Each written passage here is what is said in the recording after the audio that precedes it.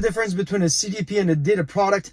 What is a CDP anyway, and how to succeed with AI this year with best practice from Sabre, Victoria's Secret, Carrefour, and some stats from Gartner? That is what's on the program for this week's CarCast. Now, thanks to all of you for sending me messages, research throughout the week. I review every single one of your messages because this CarCast is yours. This is how we learn as a community. So if you haven't joined the 6 million viewers who catch this CarCast everywhere it's indicated, consider subscribing on YouTube. Link is down here. All right, let's get started with this week's CarCast. Last year, the field of AI was about arrogance versus ignorance. People in the know versus people discovering the tech. This year, the C-suite got it and they won't result. But there are two forces that will divide your team.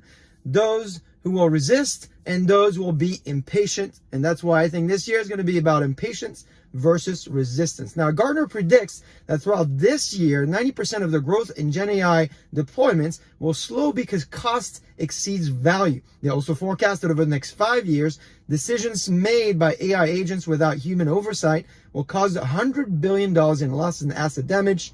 Yet, Goldman Sachs and other investors predicted that over the next 10 years, AI could increase productivity by 1.5% per year, which could mean increasing the S&P 500 of profits by 30%. So again, impatience versus resistance. The question is, how are you and your team are going to get the edge? How are you going to succeed with AI in 2024 and forward? And the answer might come from this Harvard Business Review article, The 5 Forces That Will Drive the Adoption of Gen AI. What are they? Why do they matter? Let me break it down for you. 1, your customers expect it. Internal and external, when it comes to onboarding new employees or helping customers in new and productive ways, you'll notice change in expectations over this year. So customer expectation is the first force. The second force, of course, is your investors. If you build product today, your investors expect that you'll be able to generate value using Gen AI and that you'll be able to monetize that value. Internally, they also expect that you'll be able to bridge the talent gap that you've been talking about for a few years because Gen AI is an amazing performance leveler. So the TLDR is that everybody is going to expect that you get this right. Your board, your CEO, your regulators, your investors, probably even the person behind me right now. There are 3 more forces that you'll discover when you click on the link down below so you can go and check out the article from HBR. By the way, did you notice the background music in this video? Some of you came to me last week and asked me where I got it. Well, the music was generated using the AI Test Kitchen. It's a super fun application. I suggest that you check it out as well. If you need more information on that, just DM me or check out my feed. All right, let's get back to the rest of the features on this CarCast. If you only have a few leaders that you have time to follow this week, I'd suggest Joe from Sabre, Mehdi from Carrefour, and Chris from Victoria's Secret. Why? Because each of them shared outstanding best practices and resources that will help you win with data, AI, and analytics this year, this month, this week. Let's start with Joe at Sabre. 90% of his workloads have moved to the cloud, closed 17 data centers, moved 40,000 servers, 400,000 CPUs, 50 petabytes of storage into the cloud. How did he and his team do it? You'll have to follow him to know more. Chris at Victoria's Secret breaks down his roadmap for Gen AI. Anyone that wants to create compelling customer experiences can really borrow from his playbook. What are his priorities? Personalized one-on-one customer experience for shoppers, not just answering questions, but also telling recommendations and advice online, just like you would expect if you're in the store being helped by as an employee in the store. Transforming how people shop. For instance, they got this capability now. You can upload an image of an earlier product that you had, and they'll make recommendation within their existing product line that fits that style. So really clever.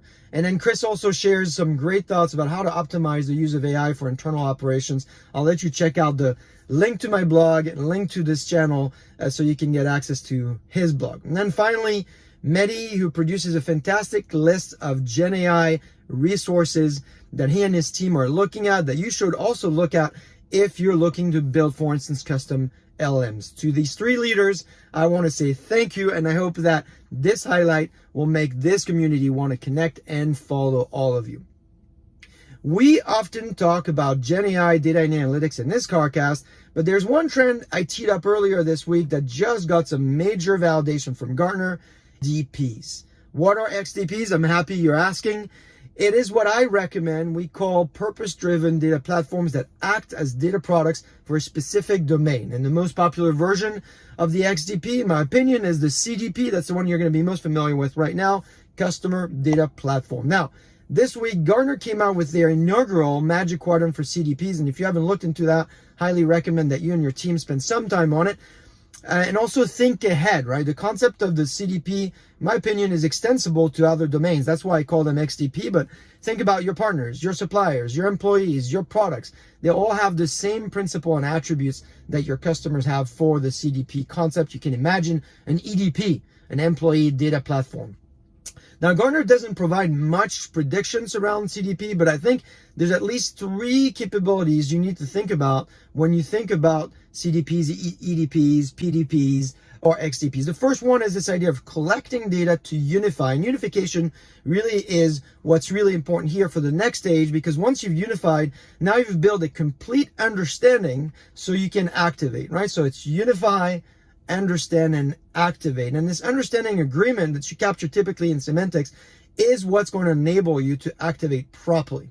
Now, you can build an XDP from the data up, or you can buy it from these existing vendors that are highlighted in the MQ. For that, I'll let you take a look at the report. You can Google it, of course, and many vendors have featured it.